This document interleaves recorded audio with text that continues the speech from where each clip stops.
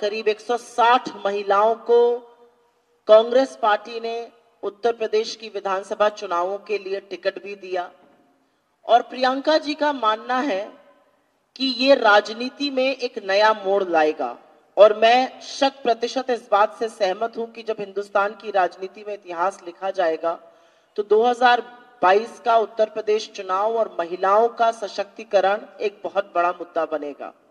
अगले 2 दिन में विश्व महिला दिवस है, world women world day, and उसमें प्रियंका जी का मानना है कि महिलाओं को सेलिब्रेट करने के लिए, महिलाओं के सशक्तिकरण के लिए, महिलाओं को आगे लाने के लिए बड़ा और छोटा दिन दोनों मनाना पड़ेगा।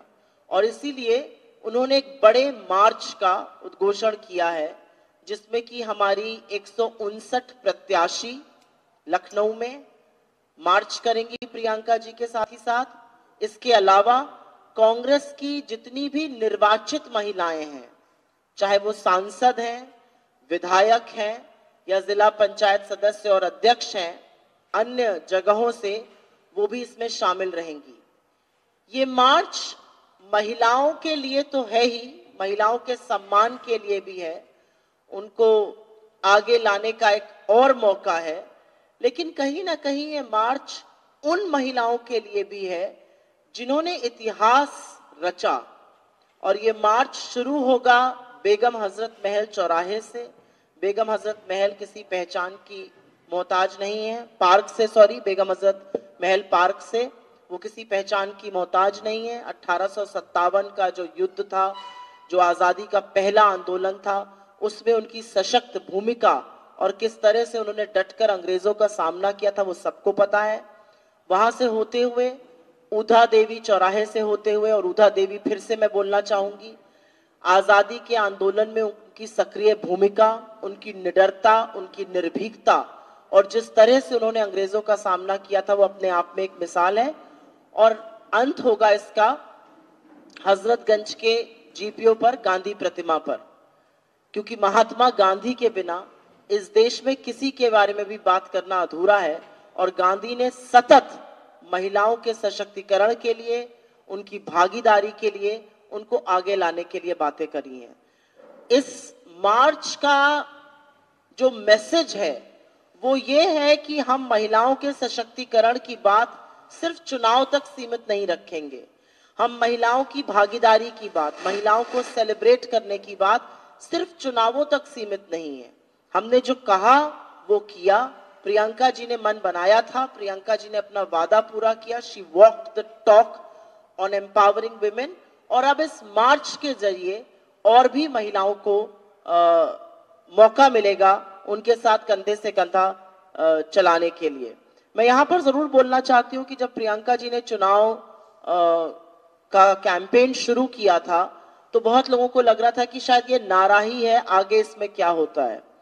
मैं 2-3 दिन पहले एक रोड ट्रिप पर थी चुनाव के दौरान, और उस लड़की का कांग्रेस से कोई लेना देना नहीं था, लेकिन उसने भी जब ये बैंड पहने देखा और मैंने उससे पूछा ये किसका बैंड है, उसने कहा ये लड़की हूं, लड़ सकती का है। तो मुझे लगता है कि इसका जो प्रभाव है वो अपने आप में दिखता है। करीब 42 रोड शो किए उन्होंने, करीब 167 रैलीज करी, पब्लिक मीटिंग्स, नुक्कड़ सभा, 340 असेंबलीज को जो हमने टच किया उसमें से वो सारी असेंबलीज हैं, कुछ वर्चुअल के माध्यम से, कुछ रैली और रोड शो के माध्यम से जो प्रियंका जी ने टच किया, उसमें वो सारी असेंबलीज हैं जहां पर हमने महिलाओं को लड़ने की ताकत दी।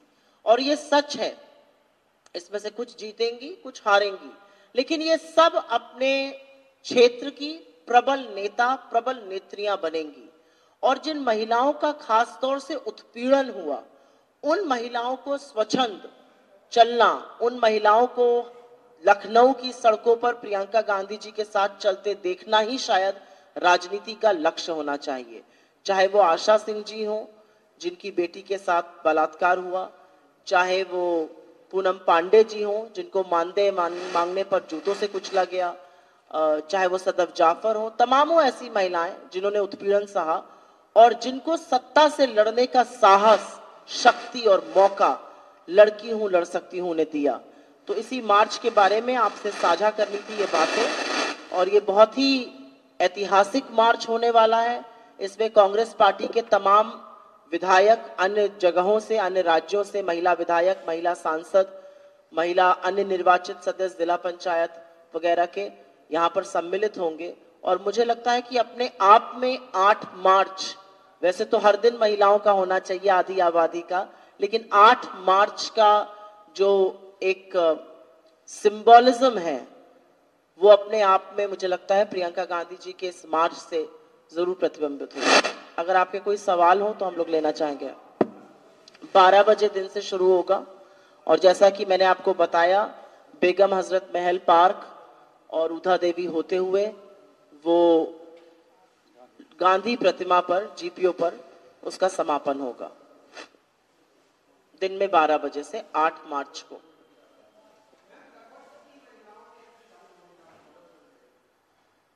ऐसा है कि ये महिलाओं को सेलिब्रेट करने का मार्च है और हमारे पास ऑलरेडी क्वेरीज बहुत नॉन पॉलिटिकल लोगों से भी आ रही हैं।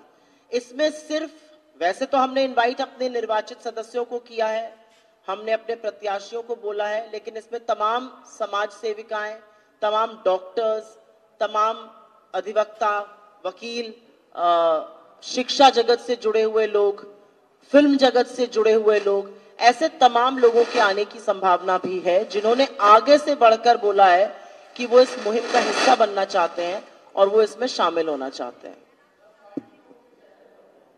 प्रियंका गांधी जी से बड़ा कौन सा चेहरा हो सकता है इसमें? अगर महिलाओं को सेलिब्रेट करने के लिए मार्च है और प्रियंका गांधी जी उसे लीड कर रही हैं, तो उनसे बड़ा चेहरा तो नहीं होगा कोई। धन्यवाद आप लोगों का। इस सूचना को जरूर आगे पहुंचाइए और आप लोग भी, आप में से जो महिलाएं इसमें जुड़ना चाहें, ये महिलाओं के सशक्तिकरण की बात है और मुझे ऐसा लगता है ये सारी चीजें दलगत राजनीति से ऊपर है। तो जरूर अगर आप लोग हमारे साथ मार्च करना चाहिए तो आपका भी स्वागत है। धन्यवाद। तो साथियों, इस मार्च की गंभीरता आप समझ ही रहे हैं, सारा कुछ सुप्रिया जी ने बताया। 7 मार्च को वोट पड़ जाएंगे और 8 मार्च को ये कार्यक्रम है। इसी से अंदाजा लगा सकते हैं आपकी पार्टी इस विषय को लेकर कितनी गंभीर है। इसका कोई राजनीति, चुनावी लाभ से कोई लेना देना नहीं। आप सबका बहुत धन्यवाद, आप आए।